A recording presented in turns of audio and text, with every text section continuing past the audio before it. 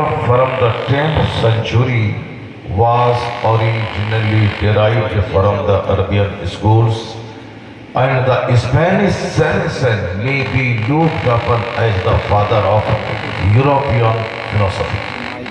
وہ کرسچن ہے لیکن مدرسے کی اہمیت کو بتاتے ہوئے اس میں ایک زبردست بات کہی. وہ کہتے ہیں کہ اس وقت ساری دنیا میں جو سائنس جوان ہوئی، اس وقت ہوائی جہاز سے لے کر کے کمپیوٹر تک جن لوگوں نے محنتیں کر کے دماغ جلا کر ساری دنیا کو دیا ہے، یہ بہت بڑا عظیم الشان کارنامہ ہے. مائکروفون میرے ہاتھ میں ہے لیکن ہم نے نہیں بنایا، اس کو یورپ کے کسی دانشور نے بنایا. ہمارے سامنے جنریٹر ہے، ٹیوب لائٹس ہمارے سامنے ہیں، بلب ہیں، یہ ہم نے نہیں بنایا. ہماری محفلیں اس سے روشن ہیں. بنانے والا کرسچن، بنانے والا یہودی. ہم جس کار پہ چل کے آئے ہیں وہ کار ہندوستان کے کسی محقق نے نہیں بنایا ہے، وہ 7 سمندر پار کے ہنری فورڈ نے، ایک کرسچن نے اس کو بنایا. میرے ہاتھ میں جو فاؤنٹن پین ہے جس سے میں لکھتا ہوں، یہ ہم نے نہیں بنایا، 7 سمندر پار کے اسی محقق نے، اسی سائنٹسٹ نے بنایا. ہماری مسجدوں میں جو اذان دی جاتی ہے مائکروفون کے ذریعے، ہمارے گھر میں جو کمپیوٹر ہیں، اور دنیا داروں کے گھروں میں جو ٹیلی ویژن ہے، اس کو کوئی ہندوستان کا دانشور نہیں بنایا. جے ایل بیئرڈ نامی ایک بہت بڑے ریسرچر نے دماغ جلا کر کے اتنا بڑا کارنامہ انجام دیا کہ آج کروڑوں گھروں میں اس کی ایجاد موجود ہے اور لوگ اس سے فائدہ حاصل کرتے ہیں. وہ کہتے ہیں کہ پلین سے لے کے 2 ویلر تک یہ ساری چیزیں سائنس کی محنتوں کا نتیجہ ہے. اور وہ کہتے ہیں کہ سائنس جوان ہوئی تب یہ ساری چیزیں ہمارے ارد گرد نظر آ رہی ہیں. اب آگے چونکا دینے والا جملہ سنیے جو یقین نہیں آئے گا. وہ کہتے ہیں کہ یہ ساری ترقیاں فزکس، کیمسٹری، بائیولوجی اور ایسٹرولوجی کی وجہ سے ہوئی، لیکن یہ سارے علوم عربی مدارس سے لیے گئے ہیں. اللہ صبر. یہ سارے علوم عربی مدارس سے لیے گئے ہیں. کیا ہوا تمہارے مائک کو جی؟ سنیں، بیچ میں محفل سے اٹھ کے نہ جائیں. یہ گفتگو ہمیشہ سننے کو نہیں ملتی. گفتگو سے دل زندہ ہوتا ہے، گفتگو سننے سے ایمان آدمی کا پختہ ہوتا ہے، اور دین کی خدمت کرنے والوں کا چہرہ دیکھنے سے دل اور دماغ کے خوشبو و شبہات دور ہوتے ہیں. آج کل جو ایک مس انڈرسٹینڈنگ دماغ میں آ رہی ہے، جو غلط خیالات دماغ میں آ رہے ہیں، وہ غلط خیالات کی زنجیریں ٹوٹتی ہیں جب بندہ نیک لوگوں کی صحبتوں میں رہتا ہے، جب عالموں کی محفل میں رہتا ہے. کثرت سے مطالعہ کرنے والا، اس کا دماغ کھل جاتا ہے، اس کی زبان کی لکنت دور ہو جاتی ہے، اس کا سینہ بالکل انشراح صدر کی نعمت سے مالامال ہو جاتا ہے. کثرت سے مطالعہ کرنے والا دوستوں کا میر اور سردار ہو جاتا ہے. کثرت سے مطالعہ کرنے والا اپنی زبان سے الجھے ہوئے مسائل کی گتھیوں کو سلجھانے کا ہنر رکھتا ہے. اور کثرت سے مطالعہ کرنے والا وہ گونگا نہیں، سر کھجلانے والا نہیں ہوتا ہے، بلکہ کثرت سے مطالعہ کرنے والا وہ میرے مجلس ہو جاتا ہے. سارے علوم، فزکس، کیمسٹری، بائیولوجی، زولوجی، یہ سارے علوم عربی مدارس سے لیے گئے ہیں. یہ باتیں تو ہم لوگوں کو سمجھ میں نہیں آئیں گی. کیسے مدرسوں سے فزکس لیے گئے، کیسے مدرسوں سے کیمسٹری لیا گیا، کیسے مدرسوں سے بائیولوجی لیا گیا.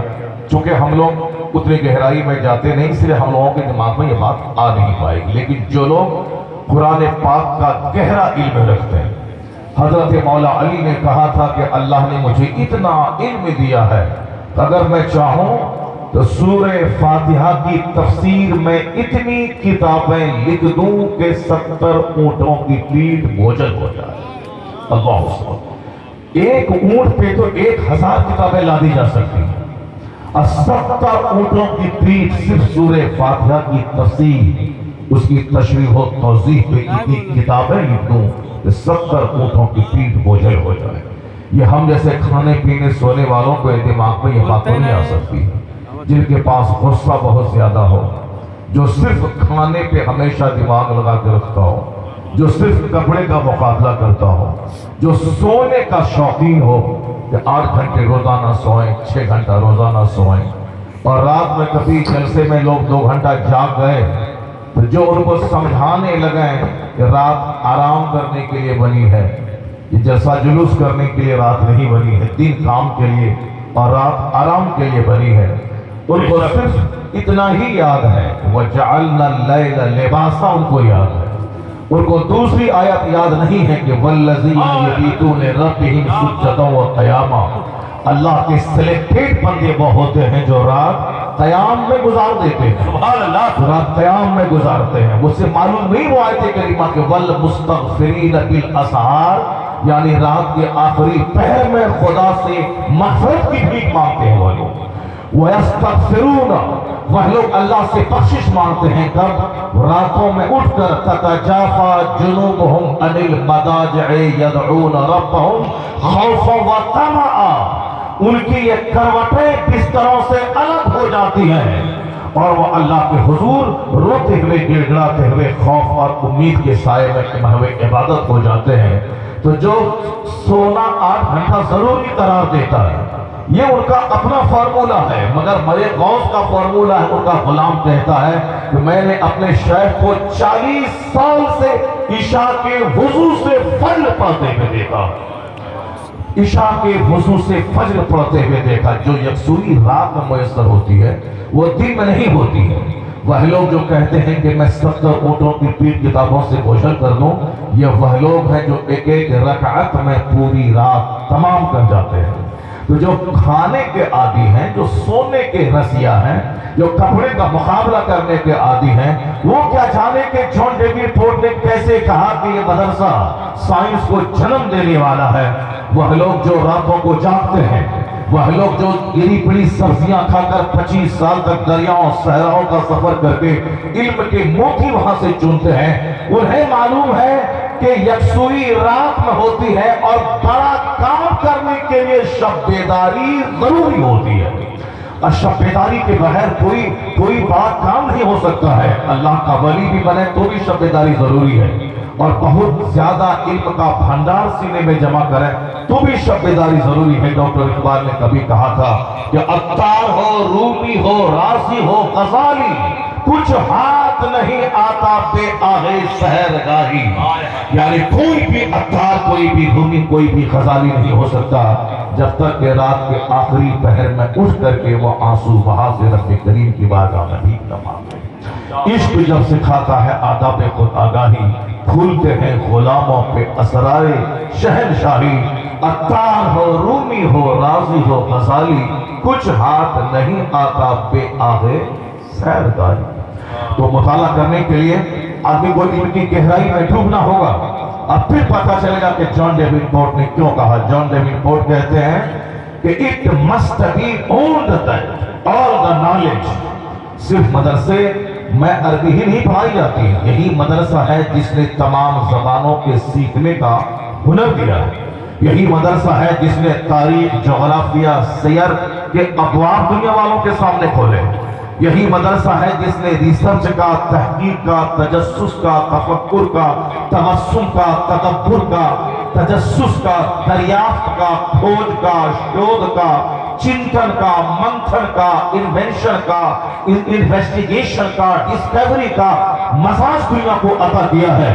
ڈیوڈ فورڈ انہی ساری چیزوں کے پڑھنے کے بعد کہتے ہیں یہ ساری ترقیاں فزکس، کیمسٹری، بائیولوجی کی وجہ سے ہوئی ہیں، اور یہ سارے علوم عربی مدارس سے لیے گئے ہیں، اور آگے چل کے کہتے ہیں the Spanish may be looked upon as the father of European philosophy۔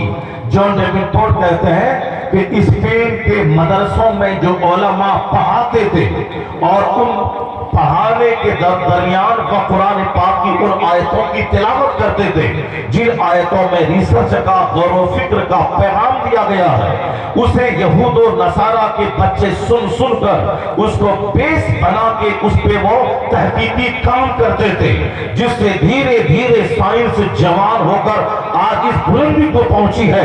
बुनियाद उसी मदरसे के असातिज़ा ने रखा है जिस पर आज इमारत ऊंची खड़ी हुई है। वो कहते हैं स्पेन के उलमा यूरोप की साइंस के बाद कहे जाने के मुस्तहिक है कि जिन्होंने साइंस की खोज का रास्ता दिखाया है और यह दरवाजा खोला है और तहकीक का मजाज दिया है, और जिस रास्ते से चल के आज साइंस जवान होती नजर आ रही है। It must be owned that all the knowledge, whether of physics or astronomy or astrology or mathematics. ये बातें मैंने इसलिए कह दी ताकि आप जान जाएं कि मदरसे की तारीख कितनी रोशन है। इस मदरसे ने कितना बड़ा काम अंजाम दिया है कि पूरी दुनिया में एक कॉलेज नहीं था, लेकिन इस मदरसे की वजह से आज दुनिया में लाखों कॉलेजेस मौजूद हैं। पूरी दुनिया में एक यूनिवर्सिटी नहीं थी आज से 1000 साल पहले। इस मदरसे ने यूनिवर्सिटी खोलने का मसाज अता किया। पूरी दुनिया में एक प्राइमरी स्कूल नहीं था आज से 500 साल पहले। हिंदुस्तान में आज लाखों प्राइमरी स्कूल हैं, हिंदुस्तान में आज हजारों कॉलेजेस हैं, हिंदुस्तान में आज सैकड़ों यूनिवर्सिटीज मौजूद हैं। और आज से 1000 साल पीछे जाए कुछ नहीं था। 1000 साल पहले एक यूनिवर्सिटी नहीं थी, एक कॉलेज नहीं था, लेकिन आज जो ये इल्मी पहाड़ दुनिया में देखने को मिल रही है, इसका रिश्ता इसी मदरसे से जुड़ा हुआ है। ये मदरसे से इतना गहरा रिश्ता है कि आज मैं सिर्फ 2-3 बातें मैं कहना चाहता हूँ कि मदरसा जब तक जिंदा है उस वक्त तक दुनिया से इल्म मर नहीं सकता, क्योंकि आज हिंदुस्तान जो इंजीनियरों का मुल्क कहलाता है, हिंदुस्तान आज डॉक्टरों का मुल्क कहलाता है। पहले कमजोर था हिंदुस्तान, आज अल्हम्दुलिल्लाह हमारा मुल्क इतना ताकतवर है कि पेट्रोल और डीजल का कुआं सऊदी अरब के शहर के पास है, हुकूमत ममलकत अरबिया के पास है, लेकिन उस कुएं का इंजीनियर हिंदुस्तान का है। वहाँ उसके पास मुस्तशफा अब्दुल अजीज है, मुस्तशफा अब्दुल मलिक फहद है, मलिक फहद हॉस्पिटल है, मलिक अब्दुल अजीज हॉस्पिटल है, लेकिन उस हॉस्पिटल के doctor MBBS degree holder Hindustan के वहां मौजूद है। चाहे दुबई हो, कतर हो, बहरीन हो, अम्मान हो, हर जगहों पे हिंदुस्तान के डॉक्टर, हिंदुस्तान के इंजीनियर आपको मिलेंगे।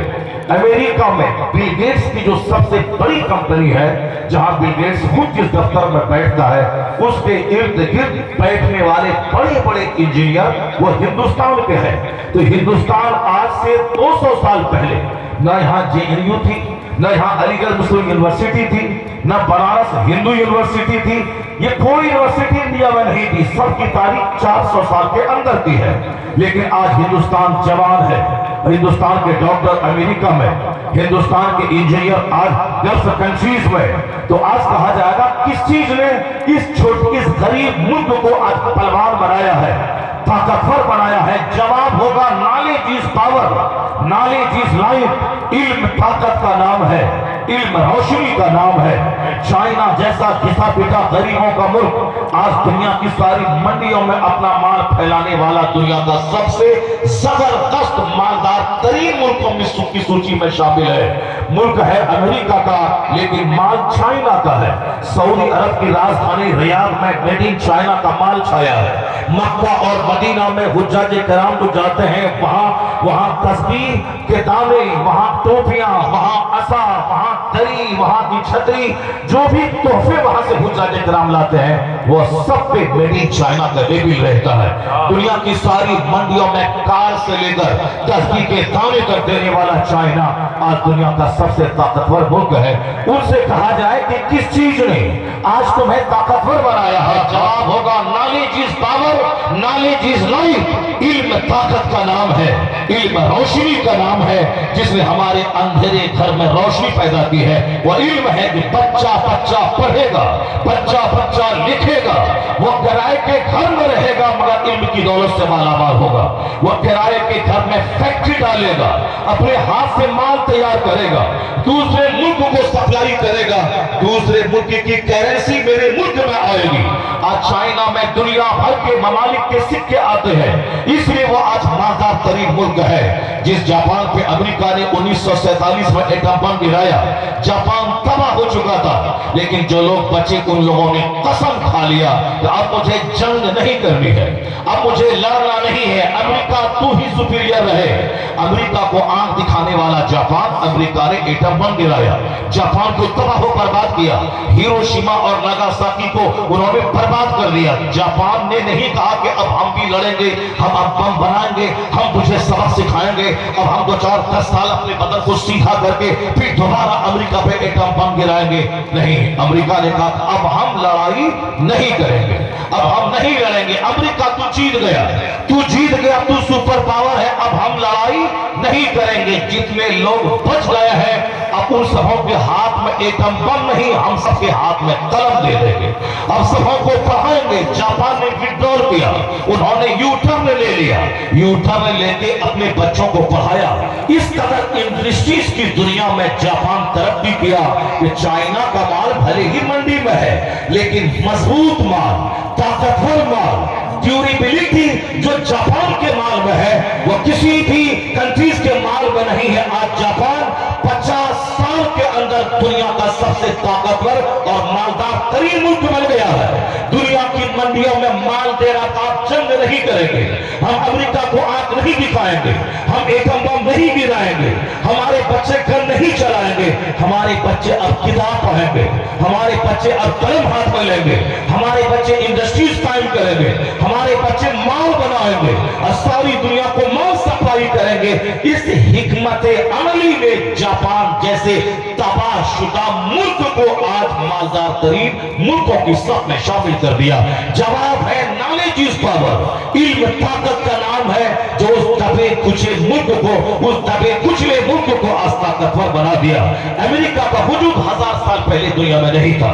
1495 میں کولمبس نے امریکہ کا پتہ لگایا، اس سے پہلے امریکہ نام کا ایک ملک تھا، دنیا میں کسی کو معلوم نہیں تھا، لیکن 1000 سال کے بھیتر آج امریکہ دنیا کی ٹیکنالوجی کی دنیا کا بادشاہ بنا ہوا ہے۔ امریکہ ساری دنیا پہ شاسن کر رہا ہے۔ روس جیسے طاقتور ملک کو امریکہ آنکھ دکھلا رہا ہے۔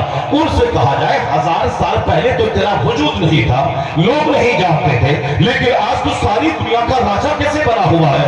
تو امریکہ کا جواب ہوگا کہ ناسا کے انجینئرز، ناسا کے سائنٹسٹ کی زندگی کا مطالعہ کرو۔ یہ تحقیقاتی ادارہ جو ان کا ناسا ہے، جہاں سب بڑے سے بڑے ویگیانک مل کر اسی سوچ میں رہتے ہیں کہ کیسے ہمیں کوئی نیا کام کرنا ہے، کیسے نیا ہتھیار بنانا ہے، کیسے کوئی نیا سامان دنیا کو دینا ہے، کیسے مجھے دنیا کو کچھ دینا ہے، تاکہ ہر جگہ صرف امریکہ کی ٹیکنالوجی کا چرچا ہو۔ وہ لوگ دماغ جلاتے ہیں، وہ لوگ کھاتے کم ہیں، سوتے کم ہیں، دماغ کا استعمال زیادہ کرتے ہیں۔ علم نے امریکہ جیسے ملک کو 1000 سال میں 200 سے زیادہ ممالک کا بادشاہ بنا دیا۔ Knowledge is power, knowledge is life. John David Ford نے کیوں کہا یہ مدرسہ ہی سائنس کے جنم داتا ہے اور سائنس کو پیدا کیا ہے؟ اس کی دلیل یہی ہے کہ آج امریکہ بولتا ہے نالج پاور ہے، نالج لائف ہے۔ چائنا آج کہتا ہے علم طاقت ہے، علم روشنی ہے۔ انڈیا آج بولتا ہے علم طاقت ہے، علم روشنی ہے۔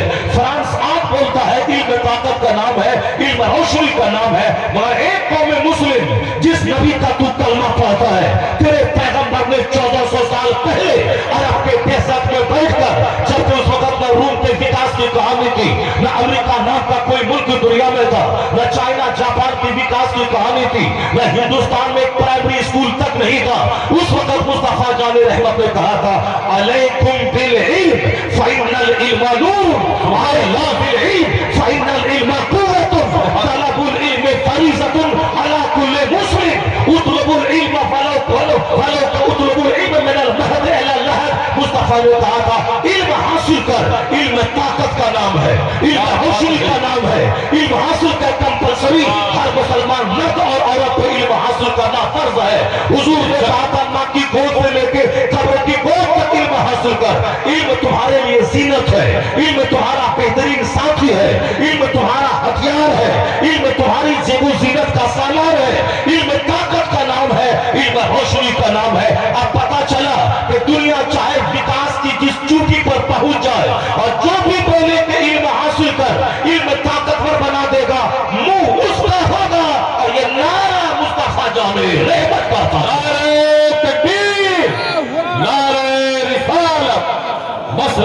برپا کیا. احسان مدرسے کا ہے جس نے درسگاہ کھولنے کا مزاج دنیا کو دیا ہے. یہ اور بات ہے کہ آج مدرسہ کھولنے والا، مدرسہ اسکولز کھولنے کا مزاج دینے والا، یہ اور بات ہے کہ اس میں وہ کوالٹی اب نہیں رہی جو کوالٹی پہلے تھی، لیکن اس کی تاریخ تو بڑی روشن ہے. آج بھی یہ شعر جس دن کروٹ لے لے اور جس دن یہ شعر چاپ جائے، یونیورسٹیوں پہ یہ مدرسہ بھاری رہے گا، چونکہ وہاں فزکس کیمسٹری پڑھائی جاتی ہے اور یہاں سارے علوم و فنون کے دروازے مدرسہ کھول کے بتا دیتا، چونکہ قرآن پاک کا علم یہاں سکھایا جاتا ہے. اور قرآن پاک fountain of knowledge and wisdom ہے، تمام علوم و فنون کا سرچشمہ ہے، اور سارے علوم و فنون کے سوتے یہیں سے پھوٹتے ہیں اور سارے دروازے یہیں سے کھلتے ہیں. اس لیے اسلام کبھی خطرے میں نہیں تھا. اسلام نے دنیا کو تہذیب سکھایا، اسلام نے دنیا کو نالج کی طاقت کا احساس دلایا ہے. اسلام نے لوگوں کو موریلٹی سکھایا ہے، اسلام نے لوگوں کو موڈیسٹی سکھایا ہے، اسلام نے لوگوں کو پنکچولیٹی سکھایا ہے، اسلام نے لوگوں کو جینے کا شعور دیا ہے.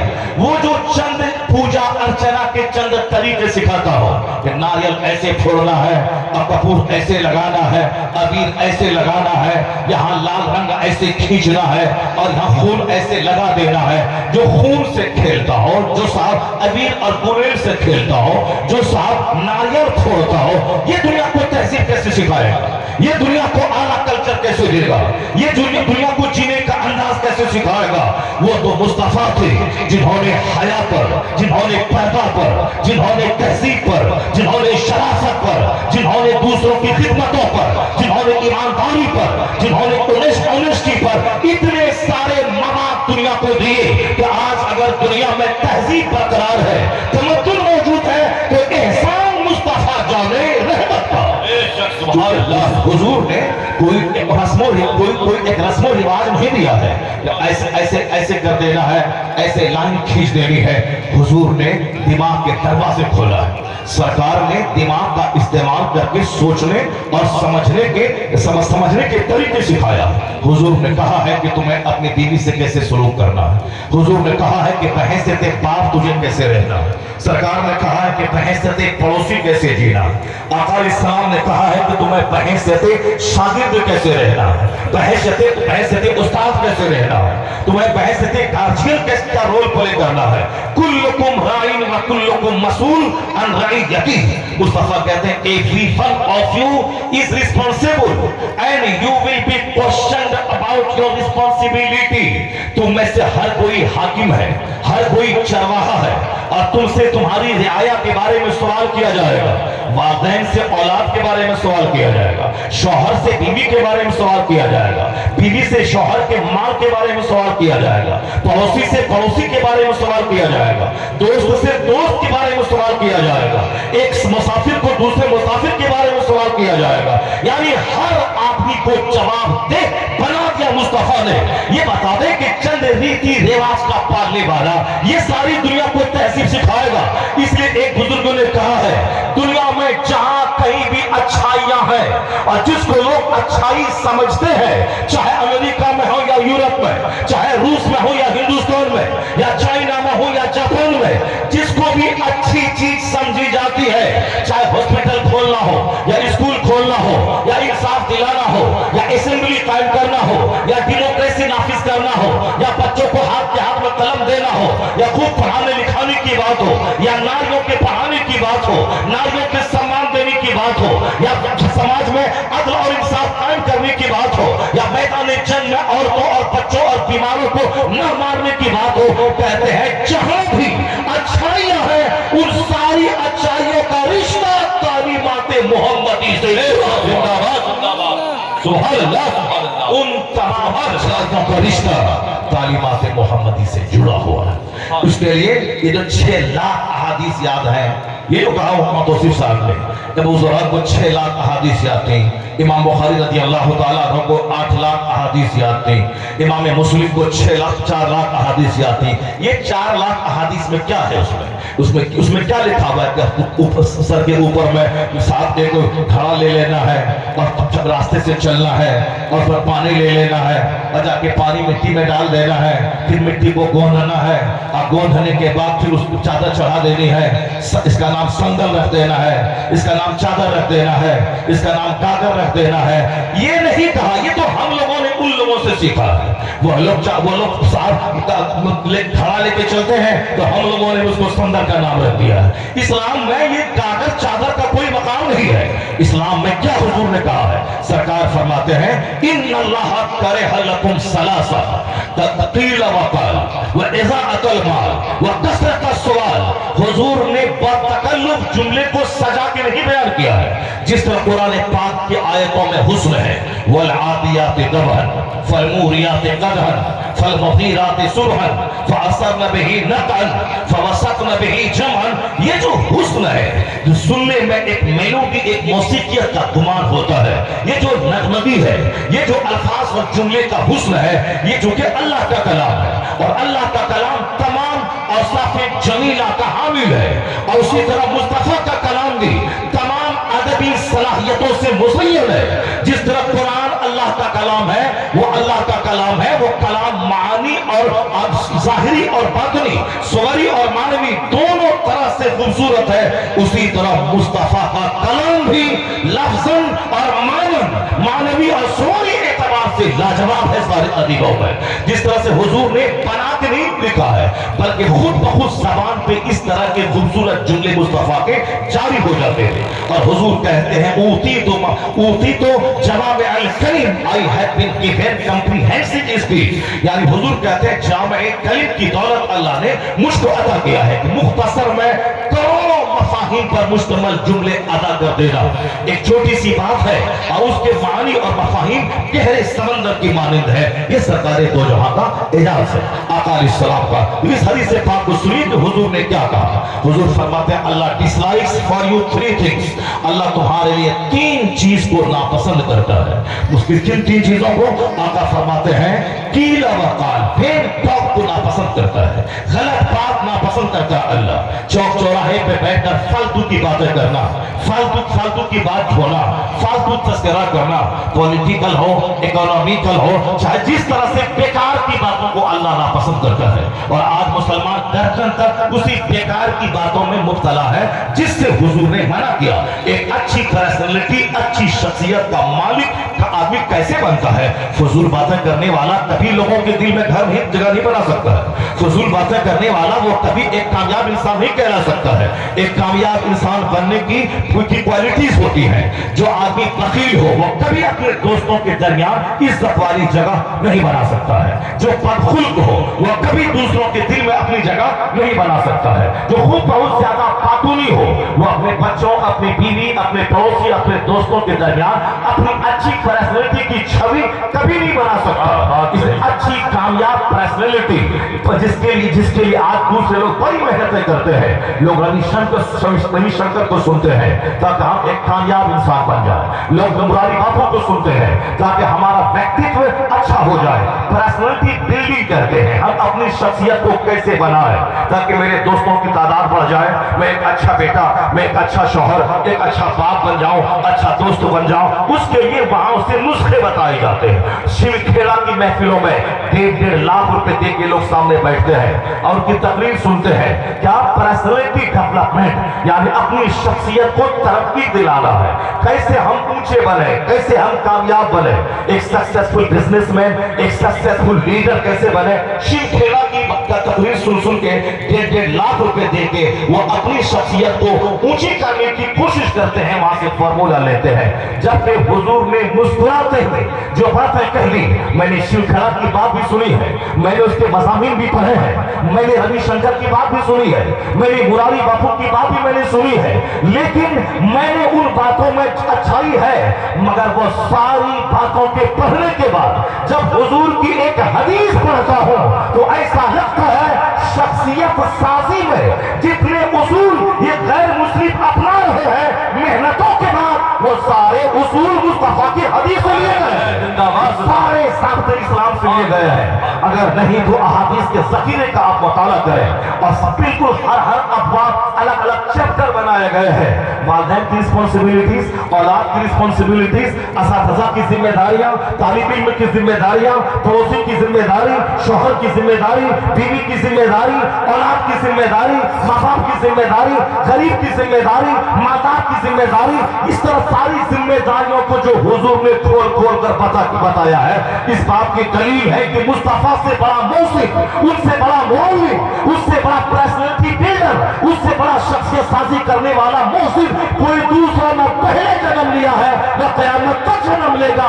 एक जामे शख्सियत का नाम मोहम्मद अरबी है। यही वजह है निशिकांत चट्टोपाध्याय जो एक हिंदू स्कॉलर था, जो बहुत बड़ा पढ़ा लिखा आदमी, क्योंकि हमारे लोग ज्यादातर मजनू हैं, इनको पर्सनैलिटी से कोई मतलब नहीं है। ये जैसे चाहे खाएं, जैसे चाहे पिएं, जैसे चाहे सो जाएं, जैसे चाहे कपड़ा पहने, जैसे चाहे बीवी को जानवर की तरह मारें, जैसे बच्चों को चाहे जानवर की तरह पीटें, और जैसे पड़ोसी से जानवर की तरह लड़ें, जैसे रिश्तेदारों से जानवर की तरह सलूक करके उससे रिश्ता मुल्तका कर लें। ये हमारे लोग जो जानते ही नहीं कि कामयाब शख्सियत, कामयाब पर्सनैलिटी किस तरह बनाई जाती है। ये सारा ज़ाब्ता ले लिया गैर मुस्लिमों ने, ये सारे ज़ाब्ते ले लिया क्रिश्चियनों ने, और हम लोगों ने क्या ले लिया? हमारे पास वहां के लिए खड़े हो जाए आप हज़रात और करीब आ जाए, रास्ता बिल्कुल खाली कर दें, कोई रास्ते में नहीं रहेगा। आप लोग खड़े हो जाएं अदब के साथ और रास्ता खाली कर दें। आप देख रहे हैं, आपकी निगाहें देख रही हैं।